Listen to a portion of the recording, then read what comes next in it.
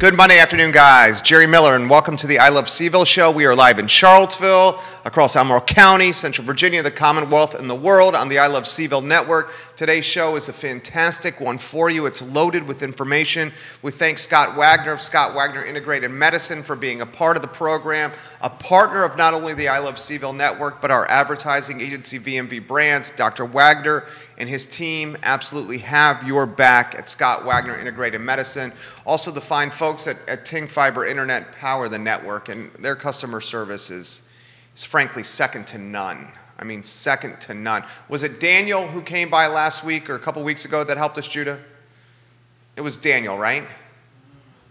Yeah, I mean, Ting's customer service, guys, is absolutely fantastic. Judah Wickhauer, the voice behind the microphone. Occasionally, he's the director of the show.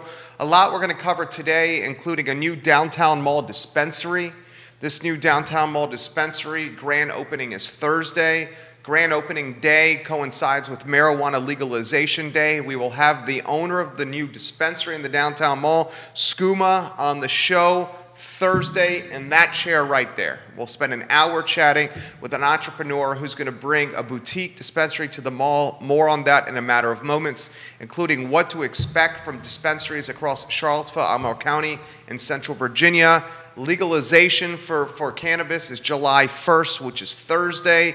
The nitty-gritty starting July 1. People 21 and older will be able to have an ounce of weed on them and not get in trouble with the law. They can grow up to 4 cannabis plants at their homes and not get in trouble with the law. However, if you think you can go into a dispensary and purchase cannabis, marijuana, weed, Mary Jane, green, herb, herbashanda, landscaping, whatever you want to call it, it's not going to happen until 2024. More on that and the expectations for Charlottesville and Central Virginia today on the I Love CVille Show. I want to spotlight a property on 4th Street, Heather Higher Way. Alan Kajin owns this property. It's got a price tag of $2,350 per month. $2,350 per month. We'll take a look at what could work well at Kajin's property on 4th Street that really is in really good shape.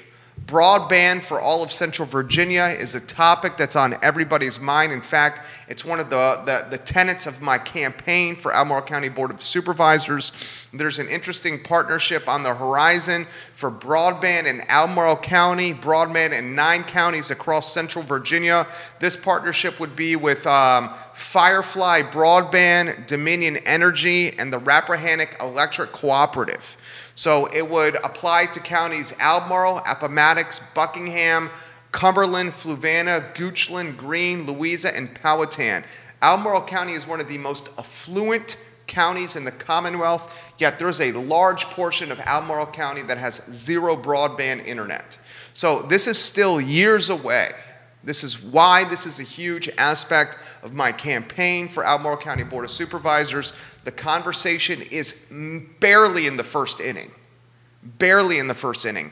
And it's going to take stakeholders to take the broadband for everyone in Central Virginia and push it across the goal line and into the end zone so we can all celebrate, moms and dads and kids alike, for broadband for all. It's a public utility, boys and girls. That topic in a matter of moments on the I Love CVille Show. I want to highlight a neighborhood that I know extremely well, the Glenmore neighborhood in Keswick. Folks, this may just be the hottest neighborhood in Albemarle County right now. We will explain why we think the Glenmore neighborhood is the hottest neighborhood in Albemarle right now. For nearly a decade before COVID, the Glenmore neighborhood had properties sitting stagnant and going long in the tooth from a days on market standpoint. Now, these homes are trading in a day, a weekend, in less than a week at price tags that are very up there. We'll explain why Glenmore is the hottest neighborhood in Albemarle County right now. We will also relay a new concept from the Sweet Frog founder, a new concept that's not tied to dessert or frozen yogurt or Korean barbecue. The Sweet Frog founder is now going to Nashville hot chicken. That story on the I Love CVille Show. And how about a look at the Urban Outfitters building on the downtown mall? The Urban Outfitters building on the downtown mall comes with a monthly rent of nearly $18,500. That story on the program. First, we talk cannabis and dispensaries. Thursday of this week, David, the owner of Skooma on the downtown mall, this boutique dispensary is located right next to Rapture Restaurant. If you're looking at Rapture, the space right to the left of Rapture, also owned by Alan Kajin, interestingly, Alan Kajin is one of the most powerful landlords in Charlottesville, and it's not even close. The San Francisco attorney, living a bi-coastal lifestyle, former partner of the late, great Gabe Silverman, Alan Kajin is a powerful landlord in this town. I'm going to highlight another one of his properties later in the show. First, the property next to Rapture, where the boutique dispensary is. Interestingly, Alan also owns Rapture as well. Mike and Cecilia renting from Alan. So, David will be a guest on the I Love CVille show on Thursday. He will sit right here. This gentleman, formerly of Monticello Motors fame, also worked at one time for Tiger Fuel. He's got hustle, he's got heart, he's got chutzpah, and he's got passion for days. I think you will find him incredibly inspiring and compelling when he joins us on Thursday. We let you know over the weekend that his boutique dispensary will open this coming week, July 1, which is marijuana legalization day. More on that in a moment. David's going to open a boutique dispensary that is clean, that is very elegant in its design. Think the draft tap room of CBD.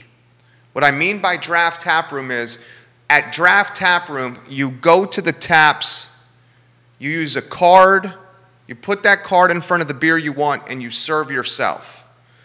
This boutique dispensary will have similar elements of automation, and because it's automized, is that the automated? Thank you, Judah.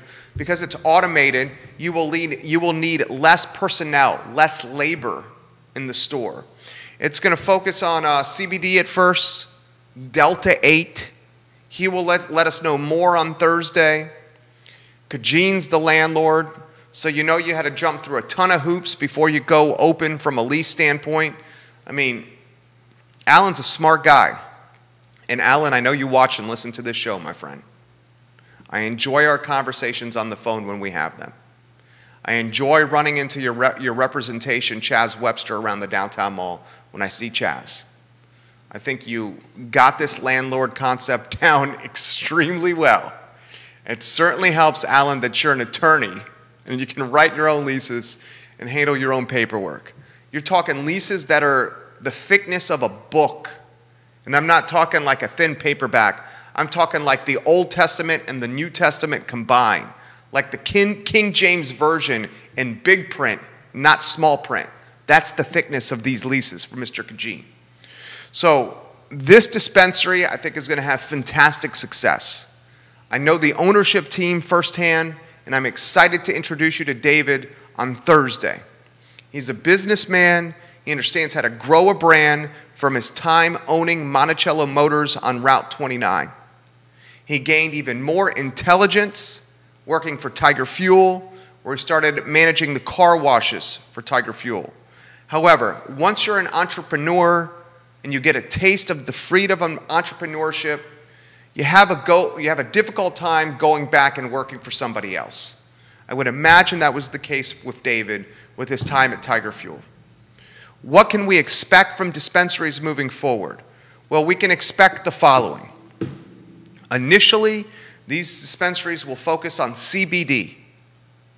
Delta 8 seems to be the best of the best from a CBD standpoint. I also believe that these dispensaries will be a point of sale for the supply chain of growing cannabis at home. No, that does not mean selling seeds. You will not be able to buy marijuana nor will you be able to buy seeds to grow marijuana at a dispensary until 2024, unless Richmond and the delegates change it and make it earlier. Right now, 2024 is when you can go into a dispensary and buy retail cannabis in the Commonwealth of Virginia. However, that will not preclude the dispensaries from selling the grow equipment to help you grow your 4 plants at your crib, at your casa, at your house. So I would expect, along with CBD at these dispensaries, you will have a lot of growing equipment. Similar if you go into Fifth Seasons on Preston. If you go into Fifth Seasons at Preston, you can get all the stuff you need to create your own still to brew beer at your house. I would think the dispensaries, the smart ones at least, will offer and sell the equipment you need to grow your 4 plants at your house. And you can start doing that on July 1, along with having an ounce of marijuana on your person on July 1. A couple of questions that I think should be asked by everybody, okay? Here's one of the questions that should be asked by everyone. Should the law, Johnny Law, retroactively expunge the records of men and women popped for marijuana possession? I'll cut to the chase in layman's terms. If last year, if this year, if a few years ago, you were arrested and convicted for marijuana possession, and it was an ounce or less, or you were arrested and convicted of growing marijuana at home, and it was 4 plants or less, should your record be expunged? And if you're in jail currently serving time for that infraction, should you be released because of this new law? People are torn on this topic. I am not torn on this topic. If on the 1st of July, you allow humans in the Commonwealth to have an ounce of weed on their person and go anywhere they want, and you allow humans in the Commonwealth to grow 4 plants, up to 4 plants in their homes, then you should expunge the records of people in the past who got popped for these infractions, got fined, or worse, are serving time behind bars. You can't make something legal now and still have people serving time behind iron bars tomorrow if it's on Friday if it's legal on Thursday. I'll rephrase that. If you're making this legal on Thursday, from my standpoint, it's unfair for people to still be behind bars on Friday or Thursday morning for this. You should expunge the records, my opinion. You should release anybody from jail, my opinion. What's even worse about this topic is people of color are 3.7 times more likely to be profiled and arrested and convicted for this plant than people of white skin tone. I'll relay that to you again. People of color are 3.7 times more likely to be profiled, arrested, and convicted for cannabis-related infractions than white people. Do the research online. I certainly have. Because of the lopsided profiling, the lopsided arrests, and the lopsided convictions tied to this plant, because this plant is going to be legal on the 1st of July for men and women in the Commonwealth to have an ounce or less on their person, because the Commonwealth is going to allow men and women in the Commonwealth to have 4 plants grown at their home or less, I feel it's fair and applicable to expunge the records of those that have committed this infraction in the past. And if they're behind bars, open up Iron City and let them out and give them their freedom back. I'm curious of your take on that topic. Give me your take on the comment section anywhere you're watching. I see the comments coming in here on Twitter and Instagram and LinkedIn. I will get to those in a matter of moments. Next topic. Let's talk retail and real estate and downtown mall. Then we'll go broadband. We'll explain why Glenmore is the hottest neighborhood in Albemarle County since the pandemic. And we'll give you a taste of the price tag for the Urban Outfitters on the downtown mall, $18,500 a month rent. Good God. Good God. Keith Smith will join us in about 20 minutes here on today's program. First, another one of Kejean's properties. Judah, I want to talk about 108 4th Street Northeast, otherwise known as Heather Heyer Way. Alan owns a number of the properties on the downtown mall. Alan owns the train station on West Main. He owns a hell of a lot of real estate in this town. A hell of a lot of real estate in this town. On 4th Street, right across from kind of the pie chest, before you get to the crossing, the downtown mall crossing, there's a handful of storefronts there. You remember it's been the cigar shop. Cigar shop was there. The candy store was there.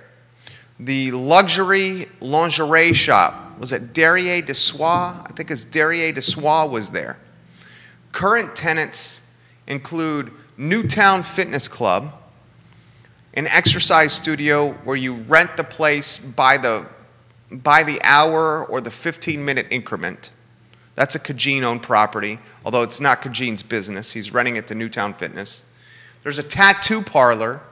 Alan informed me he's kind of pivoted his model since COVID, and he's now more open-minded to new business concepts that before COVID he otherwise would not consider. One of those business concepts he's more open-minded to, he explained to me in a phone call recently, was tattoo parlors. Now he's got a tattoo parlor there on 4th Street. Another one that is currently vacant right next to the tattoo parlor, I believe the candy shop was here. Was the candy shop? Pretty sure this was the location of the candy shop. Can you go to the studio camera, J-Dubs? You see next to me, for those that are watching the visual aspect of the show, these love signs next to me were at one time in the window of the candy shop. I got to know the gentleman who owned the candy shop. He also had a location in Roanoke. Before he closed down, he reached out to me and said, Jerry, you want to buy any of my stuff? Or do you know anybody that can purchase any of the stuff as I'm closing down? I bought the love signs from him. Judah painted them red. They were what, blue and orange, J-Dubs? Yeah. They were like blue and orange. We painted them red to match the I Love CVille motif and logo. And then I helped him sell a lot of the showcases in the candy shop where the candy was in to a client of mine. Anywho, this location is now for rent. It's 1,064 square feet, 1,064 square feet. The monthly price tag is 2,350 Bs a month, 2,350 bones a month, 2,350 jackaroos per month. It's got adjustable LED lighting. It's a very open concept. There's a restroom and a kitchenette in the back, quartz countertops in the back, a stainless mini fridge with a freezer in the back, a built-in hot plate in the back, and a little office area for someone who wants kind of like an office to close off from the retail spot. $2,350 per month for this spot. Not cheap, but probably in the price tag of what the downtown mall commands. And I'm going to explain why. Urban Outfitters, I'm gonna show you Urban Outfitters in a matter of moments. $18,500 for that spot. Per month, cheapest. So we're going to... Oh, I just got a text message from a landlord in the downtown mall. I'm reading this really quickly.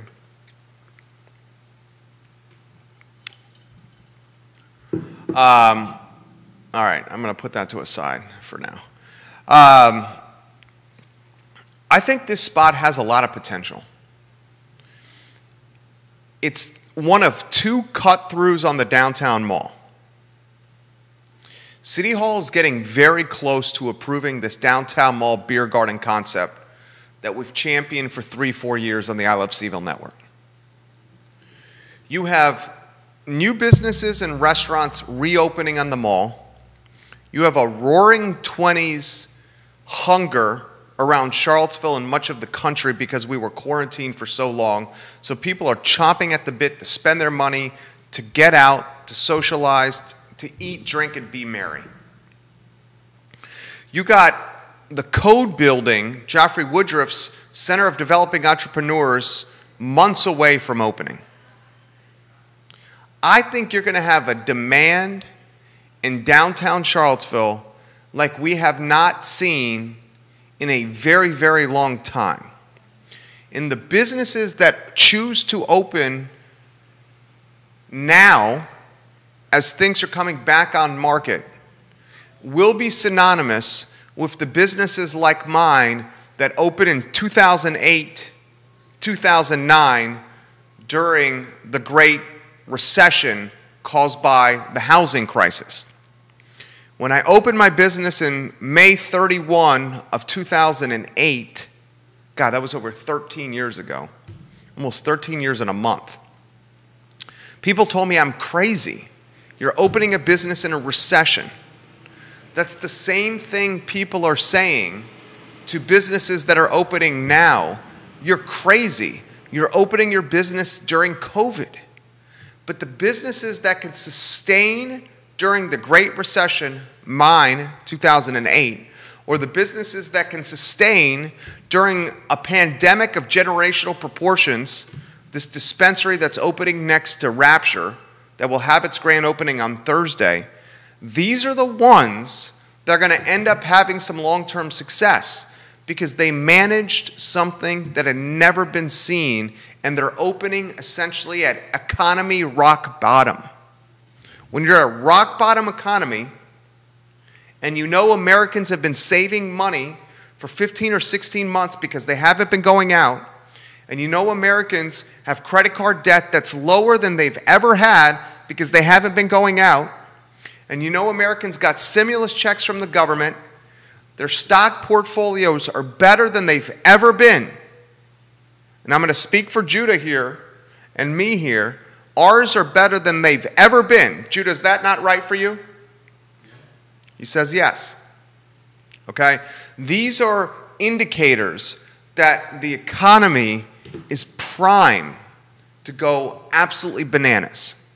You have folks moving to Charlottesville and Central Virginia that are working from ISPs that have jobs in big city markets.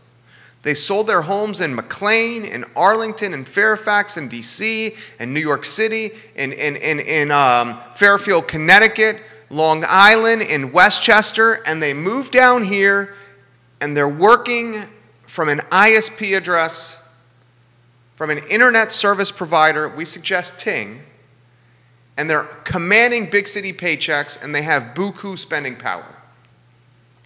The back end of 2021, and when students return to grounds, and remember, UVA is operating business as usual with one exception, and that one exception is students must be vaccinated to return to grounds this fall to learn at the University of Virginia. Look at all these economic indicators we have going that are positive. UVA back to normal this fall with the exception of students having to be vaccinated. I would bet you 90% plus of the students get vaccinated and return to grounds. That's one indicator. Indicator number two, the New York Times 2 weeks ago, the world's newspaper, the New York Times said Charlottesville, Virginia was one of the top spots to vacation on the East Coast. So the world's newspaper is sending people from all over the globe to Charlottesville and Central Virginia for vacationing because of our tremendous success with vaccination rates in the city of Charlottesville and Albemarle County. Albemarle County and the city of Charlottesville are number 1 and 3 respectively in the Commonwealth of Virginia from a vaccination rate standpoint. That's the second indicator. Indicator number 3, Americans have saved more money than ever because they've been quarantining during a pandemic. Indicator number 4, credit card debt is at the lowest point it's ever been for Americans because they have not been going out. Indicator number 5, outsiders, Yankees, people from the West Coast, people from the Midwest, people from Northern Virginia are scooping up real estate in Charlottesville and Albemarle County at prolific proportions. They are working from ISPs in their basement while maintaining their big city salaries, yet have spending power they've never had before because the cost of living in Charlottesville and Albemarle, Central Virginia, is a hell of a lot lower than New York City, than Northern Virginia, than Westchester, than Manhattan, than Long Island. That's another indicator. How about yet another one for you? With mortgage rates at generational lows, families are refinancing their mortgages at clips we've never seen before. And this refinancing is generating more spending power every month because the overhead each month is a little bit lower. Boys and girls, ladies and gentlemen, and German shepherds and chow chows of all sizes, the back half of 2021 and 2022 are going to be the best economic situations we have had in Charlottesville and in Central Virginia in a really long time, maybe ever. And that is not hyperbolized. That is just frank conversation. I've given you many indicators to back up that statement. The entrepreneurs that choose to open businesses now are opening at precisely the right time. And this is coming from someone who opened his firm May 31st, 2008, 13 plus years ago, in the midst of a real estate crisis that we had never seen before. I want to give you a couple other options. And then we'll talk the Sweet Frog founder's new concept. We'll explain why Glenmore is the hottest neighborhood in Albemarle County. And we'll talk broadband for Central Virginia. I'm going to jump a couple spots on the rundown. If you're looking on screen, that PTI Ask Tony and Mike rundown you see on screen, in my business, that's called a rundown. And for the landlord that just sent me the direct message, I will call you back later this afternoon. Urban Outfitters. The price tag for Urban Outfitters, the building on the downtown mall, it used to be the hardware store. Remember the hardware store? That was like, the hardware store closed in the early 2000s. Where did it close? Like 2001, I think, 2002 for the hardware store. I'll give you some specs. This spot is 8,874 square feet. It's freaking massive. 8,874 square feet. The price per square is $25 a square, $25 a square foot. So 8,874 times $25 a square foot, you got a yearly rent of $221,850. $221,850. Divide that by 12 months in a year, and your monthly nut is $18,487.50. I will repeat that again. Your monthly nut, if you want the entire Urban Outfitters building, as Urban Outfitters had their business laid out, is $18,487.50. The yearly rent on that is $221,850. Their common area requires no CAM charge to the tenant. So that's something positive. Common area requires no CAM charge to the tenant. The first floor fronts with an entrance on the downtown mall. You do have the opportunity to subdivide this building if you don't want all this space. You can take the first floor and chop it up into 3,369 square feet. Or you can take the first floor suite 1, which is 5,505 square feet. That's maybe how it becomes more manageable. for somebody. Maybe how it becomes more manageable. Regardless, I do not see, maybe I'm wrong on this, I do not see a local business, even the small first floor space, 3,369 square feet is the small one. So 3,369 times $25 a square, that's 84 G's a year. Divide by that by 12, that's $7K plus, $7,018.75 for the first floor small one. Do we know many locally owned businesses? Do we know many entrepreneurs in Charlottesville and Central Virginia that would even take the risk on the small subdivided space of $7,018 a month? It's not going to be a one-year lease. My man Hawkinsmith is the guy behind it. He's the commercial agent you're going to have to deal with. I've dealt with Hawkinsmith on other deals I've done personally. Hawk's a reasonable guy. He's a reasonable dude. It's just the price tag. How many locally owned businesses or local entrepreneurs are going to sign a multi-year lease? And you're probably looking at, I would say, minimum of 5-year commitment. So you times that by 12, you're looking at 84 G's a year, 84,225 to be exact. Times that by 5-year minimum lease. I mean, you're looking at a commitment of $421,000. How many mom and pops, how many local entrepreneurs, how many local brands are going to sign a dotted line and personally guarantee a 5-year, $421,000 lease? I just don't know that many. There's a reason Hawkinsmith attracted Urban Outfitters.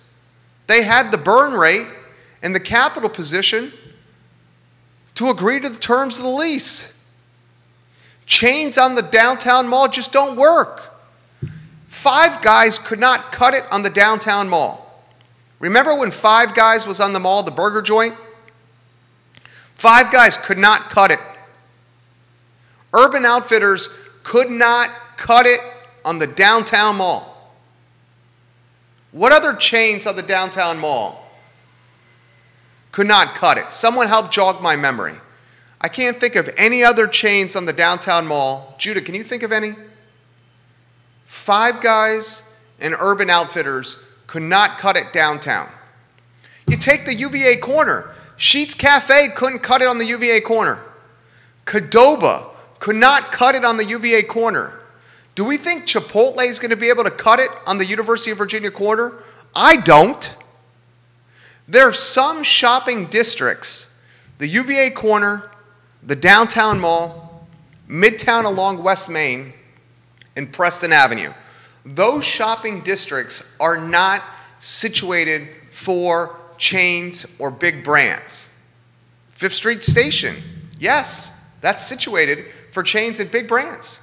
Barracks Road, yes, situated for chains and big brands. Stonefield, sure, situated for chains and big brands. The Hollymead Town Center, yes, situated for chains and big brands.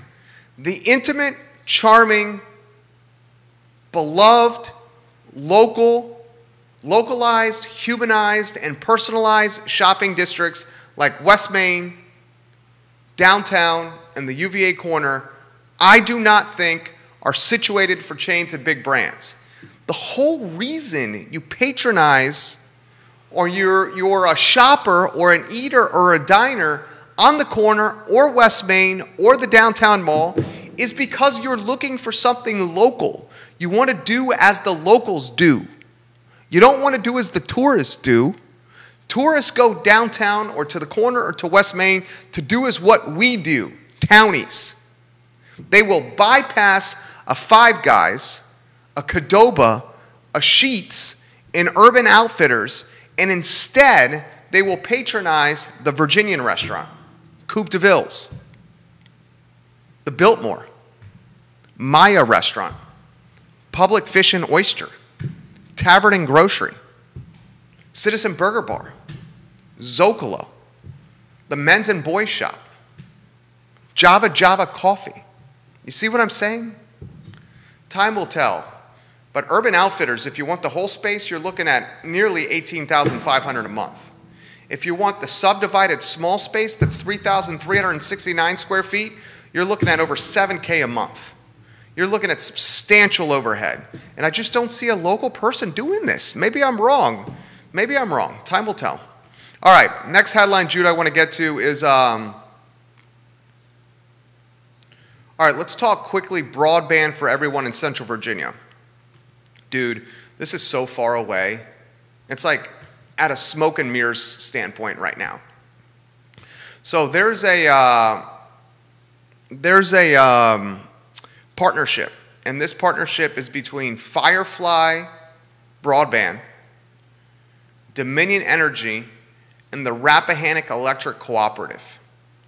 And this joint venture between Dominion Energy, Firefly Broadband, and the Rappahannock Electric Cooperative will bring broadband fiber to the following counties: Albemarle, Appomattox, Buckingham, Cumberland, Fluvanna, Goochland, Greene, Louisa, and Powhatan. Here's the thing. This partnership, years away, like literally years away. We need stakeholders in this community to take this idea and run with it. Take this idea and sprint with it. Take this idea, put it in the back of a Ferrari, and race with it. This is why this is a key tenet in my platform. Broadband, I'm running for Board of Supervisors in Albemarle County. Board of Supervisors can do Albemarle. Albemarle County is one of the most affluent counties in the Commonwealth. Literally, one of the most affluent counties in all of Virginia. Yet the majority of Albemarle County does not have broadband internet. I want you to think about that. Not having broadband internet in 2021, coming out of COVID, is synonymous with not having running water at your home. It's a public utility, essentially. I will take broadband for Central Virginia, put it on this 155-pound frame, and help take this across the goal line and into the end zone. You have my word on this. My word on this. I have friends that live in this area that have resources and means, and I have friends that live in this area that do not have resources and means. And both alike do not have broadband. In fact, the ones that have resources and means were going to hot spots in the county to download work for their kids on a tablet and then take that tablet back home and use the tablet offline because their internet was that piss poor. That is a travesty. That is a travesty. The positive is a joint venture between Rappahannock, Dominion, and Firefly Broadband, Rappahannock Electric Cooperative. The very realistic aspect of this positive is this is years away. Not tomorrow, not next month, not even next year. We're talking years away, and that is a travesty. Next topic on the show. There's a neighborhood in eastern Albemarle County called Glenmore. Frank Kessler was the developer and the visionary behind this neighborhood. It has roughly 870 rooftops. It is built around a country club. And for decades, the Glenmore neighborhood had listings within its gates that sat on the market for years, if not longer. If you were before COVID able to trade your home in Glenmore in under a year, you were lucky. Many of the listings sat cold and stale and stagnant for years, forcing sellers to do price cut after price cut, or forcing sellers to reconsider their retirement plans and just stay in the home because they could not sell their crib. Because of COVID-19 and because of this pandemic, this neighborhood, like many that offer space and amenities, has gone gangbusters. The otherwise long days on market before COVID has now been whittled down to 1 day, 2 days, or a weekend of days on market. Homes in this neighborhood are trading sight unseen. Homes in this neighborhood are trading in multiple offer competitive situations at price tags that are above list price. And I'm going to give you the nitty-gritty why. Here it is in a nutshell. These homes are lots that are, except for the cottages, all the other homes are half-acre lots, if not bigger. You have walking paths all over the neighborhood, walking trails that are paved all over the neighborhood, COVID-safe activity. You have hiking trails all over the neighborhood, COVID-safe activity. You've got lakes to fish in all over the neighborhood, COVID-safe activity. You've got a golf course that is pristine all over the neighborhood, COVID-safe activity. You got 10 plus tennis courts, COVID-safe activity. You got 4, soon to be 6 dedicated pickleball courts, COVID-safe activity. You got 2 platform tennis courts, COVID-safe activity. You got a full-service restaurant, a full-service snack bar, and a bar in the basement that does not have very many people in it at any given time. You have outside seating for each of those as well. COVID-safe activity, COVID-safe activity, and COVID-safe activity.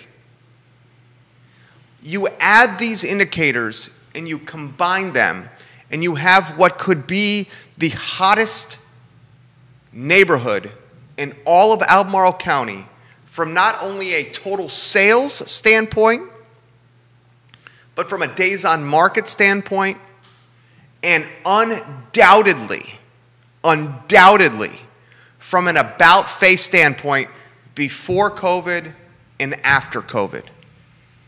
No hood in Albemarle has done a 180 more than Glenmore before COVID and after COVID. And that's just a fact. We'll get to some comments and then we'll welcome Keith Smith here in about 30 seconds to the program. J-Dubs, if you want to give him a little tap on the glass of the green room here of the I Love CVille show, and let him know to put down his white chocolate mocha latte and the manicure and pedicure he's getting over there in our green room of the I Love CVille Network, and it's his time to shine. That would be much appreciated.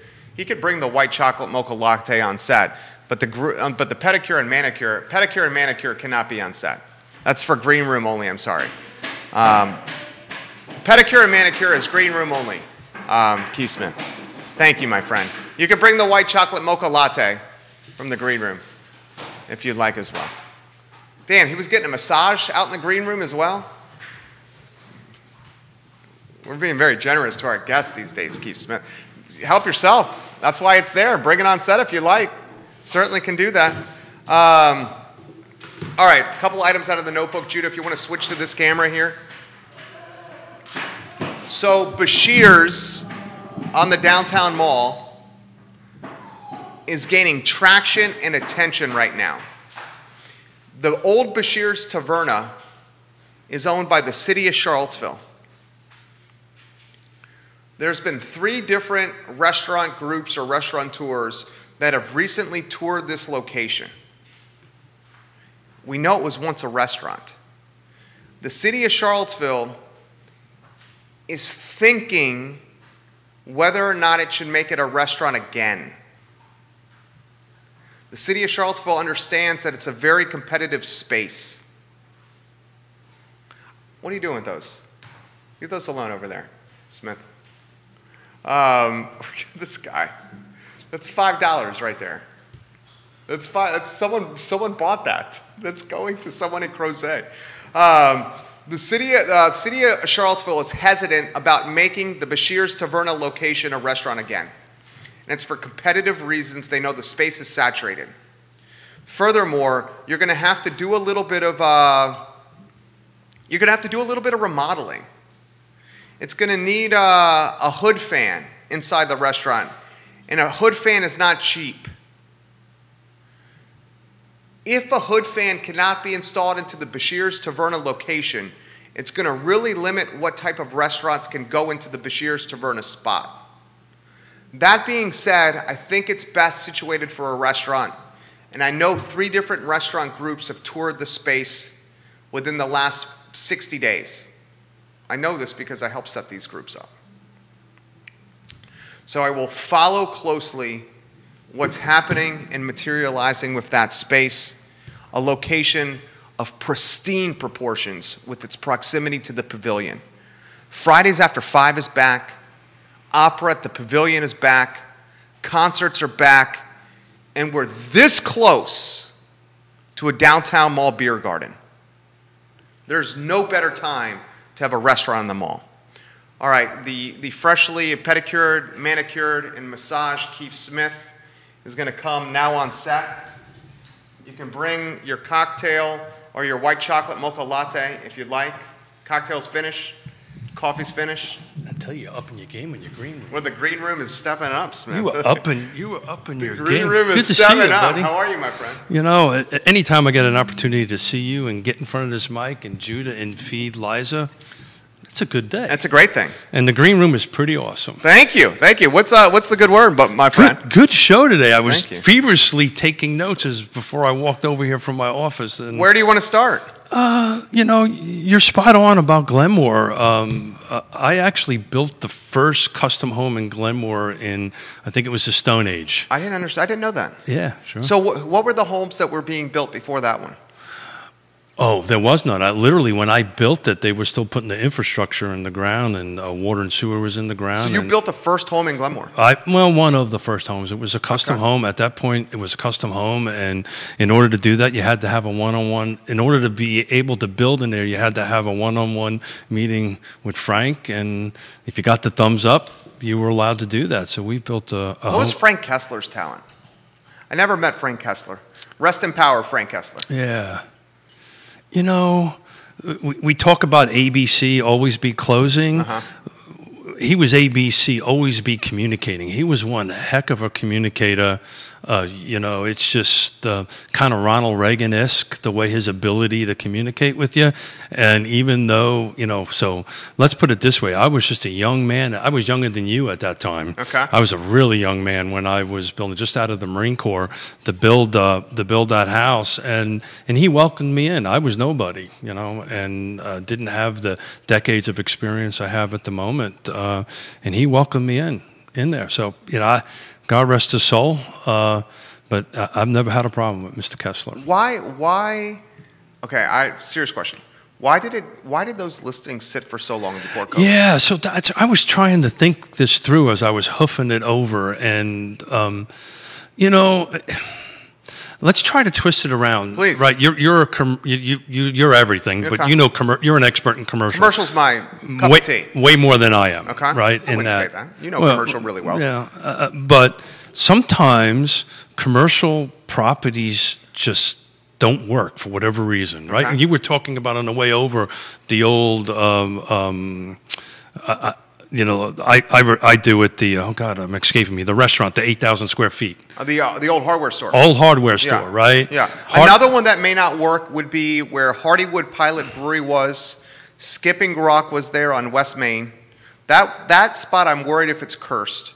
I'm also worried about where Tonic is. Now, what Courtney and her business partner have done at Tonic. Have you eaten there? I have. It's amazing. It is. But that's been a ton of iterations before it was Tonic. And it's weird, right? So the It's twist. got a funky layout. Well, but what they did on their outdoor. They changed it. Oh, dude, big time. But on the bigger commercial, where Aldi is, I think now, or where the old Circuit City used to be. Okay. Nothing could ever survive there. And then all of a sudden, Aldi is hitting it out of the ballpark. I don't have a real technical reason for it, but it just seemed that it's been sitting forever. Lake Monticello was another example of that, right? Lake Monticello sat pretty dormant from 68, 69 up to 80 in the mid-80s. There was a resurgence. Then it kind of sit dormant again. So these projects go through these life changes. But I got to tell you, I did some quick numbers. You're spot on, bro. Right now, last 12 months going back, from today going 12 months back, you got 14 days on market, which is... 14 days on market is the average for Glenmore? That's the median. Oh my gosh. Right. 14 days on market. Did you hear that, guys? Right. You were talking 10. I just went back 5. Yeah. 92. 92? Was 5 days, 92, 5 years ago, same 1 year, was 92 days on market. Wow. The prices today, the median price point for the last 12 months is $744. $744 is the median price point. That's correct. Last year, 5 years ago, I apologize, same 1 year was $616. Jesus. So $616 before COVID? So this is 5 years ago. Okay, $616 5 years ago, $744 now. Correct. So I just took a 5-year chunk out of it just to see what it would look like. Interesting, as it stands right now, there's 15 homes on the market in Glenmore. Only 3 of them are actual homes. The rest are proposed. That's exactly right. Proposed attached. That's There's exactly only 3 right. that are tangible. There's a cottage that I sent to my in-laws, 510 price tag. Traded in a weekend. We have a mutual client that I sent that to also. So the 510 cottage? This is a hell of a deal. Went in the weekend. It was the best deal I've seen in that neighborhood. It was a hell of a deal. Why is it so hot? You know, I think you articulated it spot on. Amenities for COVID? COVID, I had an interview. One of the reasons I was late, I had an interview for a magazine about biking and bike ped and how walkable neighborhoods and bike neighborhoods are becoming the thing. Golf courses now, right? Yeah. For decades, developments were like, oh my God, we got to get rid of these things, turn it into or whatever. But now it's just the opposite. So the conversation I was having with this journalist was about, has COVID forever changed this? And I think it has. I think it really has. I think you're going to see these projects that were a little dormant for a little while start ramping up. A lot of it has to do with there's just not a lot to buy, right? How many? You know this better than I do. How many lots are in Glenmore at the moment? There's 870 rooftops. Got it. And of those 870 rooftops, there's I think 40-some developer lots. Got it. That do not have a rooftop. Got it. And Stanley Martin has cornered a lot of those. Without doubt. Those lots. Craig Builders is also out there. Yeah, Craig's also in there. Yeah. But just to do the math, right, out of just a simple math, there's 1,000. Just call it 1,000, just for my little brain. Sure. There's only 3 for sale. Everything else has, depending on where it's at, and is a 2022 delivery. What do you make of that? I think somebody's been trying to talk to me about advertising and marketing. I mean, it's gangbusters. Yeah. I mean, you should see this. I had friends that were walking the trail that came across 2 other people that were walking the trail. The 2 other people that were walking the trail said, we're thinking about putting our home on the market. And the friends that were walking the trail that encountered those people said, we'll see it that night. 3 days later, gone. They struck a deal themselves. So we've been talking about this on Real Talk, this market monitor that we have available at our Paragon and MLS, and I've been really tracking actually 4 or 5 times a day, specifically what's coming on new and what's going into pending. And I've been watching this really hard since the show on Friday. And I was getting really excited on Friday night, Saturday morning, because the new was double the pending, right? So there's like a new on market and pending. And I was going, okay, look, it's starting to change. Not so much now. Until I looked at it. Yeah, what is it now? It's, as it stands 15 minutes ago, 26 new, 41 went pending. So everything came on, as you predicted, everything came on the market on Friday. Went under contract over the weekend. It went under contract over the weekend. I think what's happening, and I've learned from you, I think what's happening is people are now getting back from vacation. Yeah, so what has happened there, it's 100% right. So we kind of called this the I wouldn't say the end of COVID, but we're on the other end of the COVID tunnel than on the front end. And people pieced out. That's they went to the right. beach or somewhere. And if you do any traveling or wandering around, the roads are packed. Yeah. We're going to go up to New York to visit our grandbabies this weekend, and we're going to do back to the old days of leaving at 2 o'clock in the morning just so I can beat traffic. I made it during COVID from Charlottesville to Southampton on Long Island in 6 hours and 59 minutes in a car. Dude. That's the record for me. Yeah. No tickets, though. Well, only no tickets, and only me by myself driving. Didn't have the kid or the wife, sure. and I didn't stop at all. Yeah. Zero stopping. Well, so at my age, there's about 6 stops on the way. Coming back yesterday, traffic was horrendous. Oh, yeah. How long did it take you? 9.5. That's still not bad. That's still Dude, really... I've done that in 13 hours. And in 13 hours when you're making that trip, you want to kill somebody. Oh, no kidding. You know what I'm saying? It's like you're so white knuckle when it's a 13-hour trip. You've been in a car for so long. You just turn into a completely different person. So we spent a lot of hours together. We've been 173, 174, how many shows we've been doing. Everybody might have this perception of Keith Smith. Look at me when I go into the Jersey Turnpike on 95. I am a different guy, a way different guy. You go 95, not 81? Well... 95 was freaking brutal. I mean, it might be 81 for us now, after all these people post-COVID going up and down. For us, it adds an extra hour to the trip. Right. That's assuming you don't hit any traffic.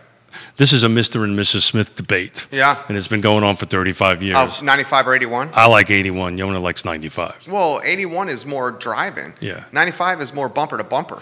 But it's interesting. When I came back the last time, I did an unofficial survey of EV plugins on the stops. Again, because of my age, I have to stop every couple hours. And there was more on 95? Absolutely. Yeah, that makes sense. Yeah. Well, 81 is more truck-centric. It's a truck thing. Yeah. You have to come off and find a sheets or something that has it. It's unofficial on that. Great conversation on broadband. A little teaser for tomorrow. Please. Neil Williamson is sharing some love on that. We've got an actual expert, a doctor, Dr. Christopher Alley. He's been on our show before. He's going to come in for 15 minutes. He wrote a book specifically about this that's going to come out in September. Okay. Can we push back a little bit? Please. So you are right on the Albemarle County portion of it taking forever. Albemarle County is behind the 8 ball on it. But Fulvana, which I represent and I live in Nelson County, is doing great. We already have it in the ground. Yeah. So you're 100% right. The full region is going to take some time. The win here, and to me... Interestingly, Nelson was not included in this joint venture. Because it's already got it. It's already got it, yeah. Our boy Jesse Rutherford and the Board of Supervisors already have in play. But you saw Fulvana was included in this JV. Correct, and you know why. Tell me. Because Fulvana already has it with the Central Virginia Electric Co-op. The thing with Fulvana is half Dominion and half Central Virginia Co-op. So Lake Monticello itself, you would draw a line right down the middle of the lake. Half of it is Dominion, half of it is the Central Electric Virginia Co-op. So the co-op side has already made this deal. So there was a relationship between the Fulvana County Board of Supervisors, Firefly, and the co-op. And this is an example of how a PPP works, a public-private partnership works, and is a home run. So certain counties were a little slow to it. Why was Albemarle so slow to Well, this? so it's not... I learned from you on this. Yeah, so in fairness to Albemarle County and the Board of Supervisors and that, it was Dominion that was dragging their feet. So to understand how this works, right? The way the way this works is the power companies are letting Firefly use their electrical easements. Okay, so their infrastructure in the ground. No, they're easements. Okay. So I have a magic little swath of land that cuts across your lot. Okay. Right? And you own it for utilities.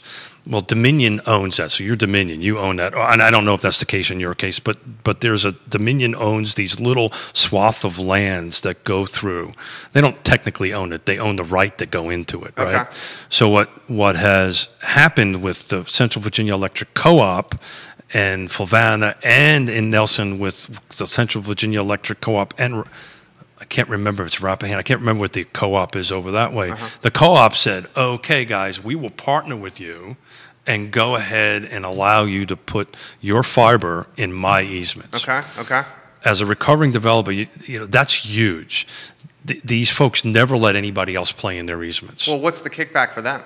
Well, their partnership in it. They're going to get a piece of the pie. So a part of the monthly fee is going to go to Dominion? Yeah, I don't know how the whole business structure works, but there is a relationship, a fiscal relationship here, and I'm sure Neil is a lot smarter than me and can chime in on the specifics. Yeah, Neil, if you offer some perspective on that, that would be huge. But the good doctor tomorrow will be able to tell us specifically about it because he knows a little bit of the details of how this came together. I know it from the periphery as being on the commission, Planning District Commission. But that's the reason. So Flavanna and Nelson got together years ago. Nelson was first, actually. Yeah, Nelson was first. Well, actually, Nelson created its own authority and then realized that it needed a partner and to help it to do it. But it got together with these, okay, well, who owns the easements, right? How do I get these lines throughout my county to these rural hilltop places? And that's how you do it. You do it in their easements. And you're spot on. All the real estate agents, the market, everybody. This discussion is a utility. This isn't, it'd be really nice if I had broadband. Yeah. No, you need broadband. It's running water. It is running water. It is power. And what they did is they brushed off this 1930s concept of when they were electrifying Virginia. And that's how these co-ops were created back in the 30s, is they were created by the federal government or the state government, however that process worked, to go ahead and do that and get these easements going all over the place. So that's how that works. So with the fiber, the fiber companies are going to leverage Dominion's easement. And the fiber companies are going to say, Dominion says to the fiber companies, we have easements where we can put cable infrastructure underground here. Utilize this opportunity to put the fiber underground. You do all the work, fiber companies, broadband companies, and we get a percentage kickback of the monthly rate. So every time I have a conversation with you, my brain runs for Real Talk panels. We really need to do a Real Talk panel on PPPs, public-private partnerships. I would love to do that. They're very complicated, very difficult to do that. So just think of it as a business JV, right? Yeah. Right. So we have three entities trying to accomplish something. The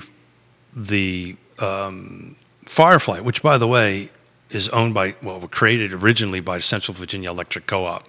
They actually created this company as part of this beginning years ago to go ahead and do that. But they don't have the capital to do this. That's a huge amount of money. They have the easements, but they don't necessarily have the capital.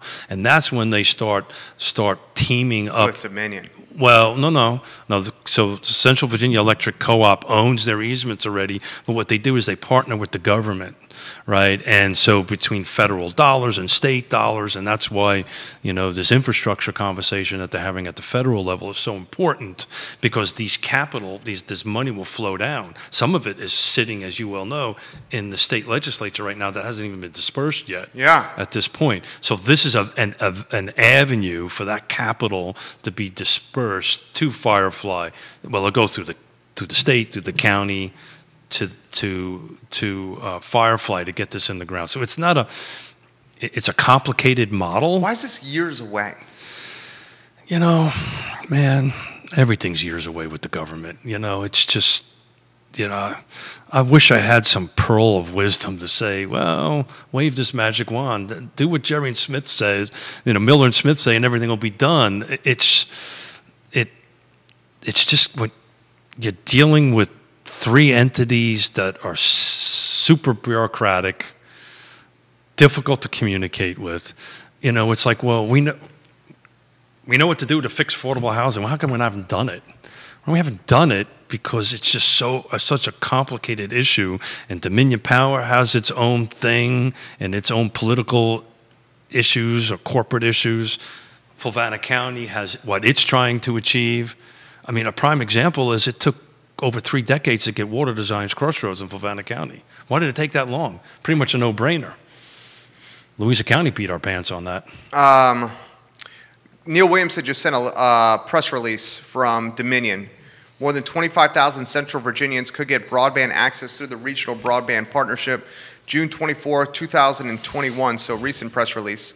Dominion Energy Virginia Firefly Fiber Broadband, a wholly owned subsidiary of Central Virginia Electric Cooperative, Rappahannock Electric Cooperative, and the counties of Albemarle, Appomattox, Buckingham, Cumberland, Fluvanna, Goochland, Greene, Louisa, and Powhatan have entered into a memorandum of understanding to advance a regional broadband partnership that aims to deliver the fiber optic broadband service to unserved and underserved households and businesses in areas of Central Virginia.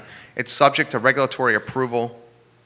The partnership is enabled by bipartisan legislation adopted during the 2021 General Assembly. Correct. This is 25,000 Virginians who currently lack it, so still a very small percentage.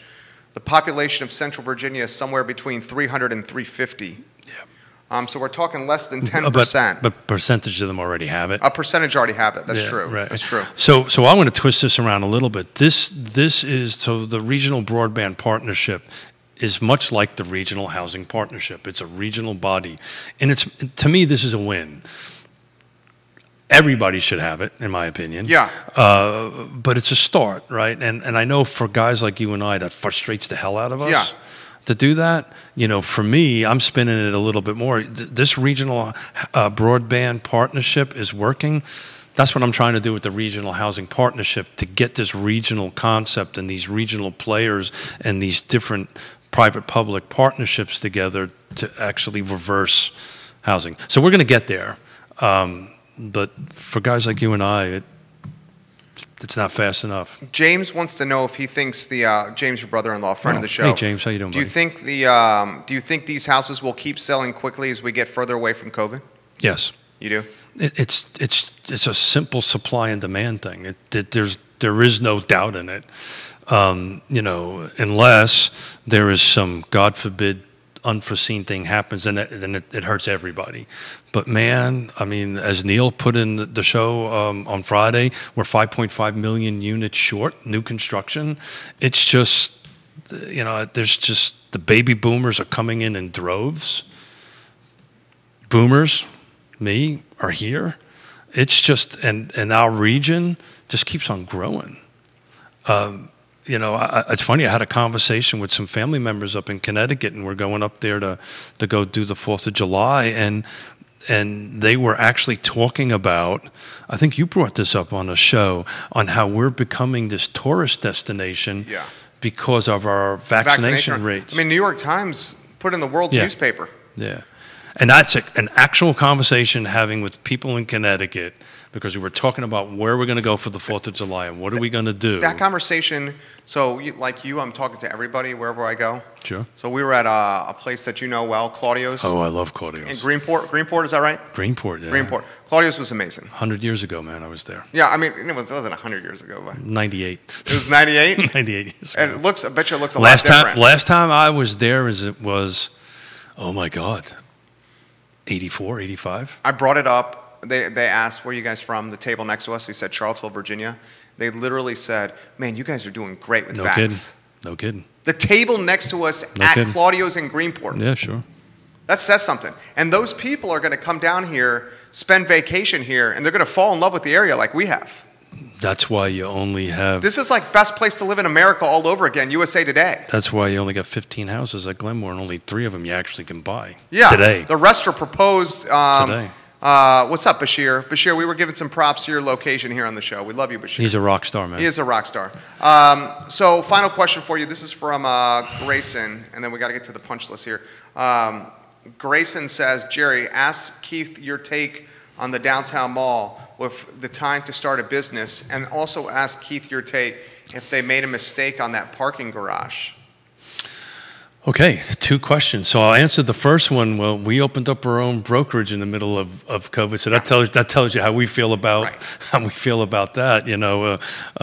When it's like anything. When it's the right time, it's the right time. So, and I was listening as I was walking over. I don't disagree with you.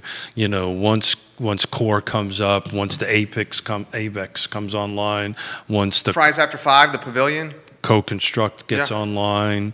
Yona and I are opera fans, so we're excited about that, to go to that, to see that back up again and all that stuff. So, yeah, I think the only struggle I personally have, and I think we'll tie it to the parking garage, because we looked at one of these spaces where you were talking about. For us, parking is super important. Yeah. Because we're not a walk-by business, right? So I'm assuming the second portion, this is what is my opinion on, are we doing the parking garage, or are we not? Is that kind of what you think that is? That's what I'm wondering. Yeah. Because all these things are about to come on market. They're about, I mean, we're both hearing that the beer garden's very close to approval. Yeah. What's going to happen once code, everything you identify? Code has its own parking, minimal, supposedly. Yeah, Absolutely. not for everybody in there. Absolutely. Well, again, I'm going to pivot a little bit to the interview I did about the pet and the bike, because what they wanted to know is my opinion of missing middle and upzoning. So that was the wrong question they asked me. How much time do you have? But the reality of it is, and we got to talking about electric bikes. Right? Yeah. And our Matthew Gilligan, did I pronounce his last name right? You did. Is a huge proponent of it. And what has happened in all these areas that have done that, people are living in these missing middle properties. They're getting on their rad electric bike, and they're taking it over to the code building. You're saying they're not using cars. They're not using cars. So we still got to see whether or not that could impact parking around the mall. Way above. What's going to happen? This is what I think is going to happen. I think I will give it to the counselors. Waiting was the right move. Oh, yeah. Okay. We're on the same page. Waiting was the right move. But what's going to end up happening is all these things are literally going to come on market the exact same time. Poof. Yeah. It always does. It always does. You want to sell something? Go on vacation. Yeah, exactly. Right. All that's going to happen. You want a contract? And then they're going to be like, oh, my God. Yeah. What are we going to do here? Yeah. So I think if I was sitting on city council, I would have made that call. Let's hurry up and wait, right? A little bit on that end of it. Don't know if that would have been the right call, the wrong call. You and I don't have a lot of the inner workings information on it. I think the simple answer is, you're a downtown guy, right? Downtown. I wander downtown almost as much as you do. It's starting to come back alive. Oh, my God. Okay. It's gangbusters. Yeah. Is it not? I did not want to be. Yeah. Do you not think it's gangbusters? I freaking think it is. Yeah. All you got to do is try to go out and get something to eat. Exactly. And not only, he's exactly right. And we know that there's 3 or 4 major businesses about to reopen. Fridays After 5 in the Pavilion's about to get its concert series going again. And if this beer garden concept, which we know, right?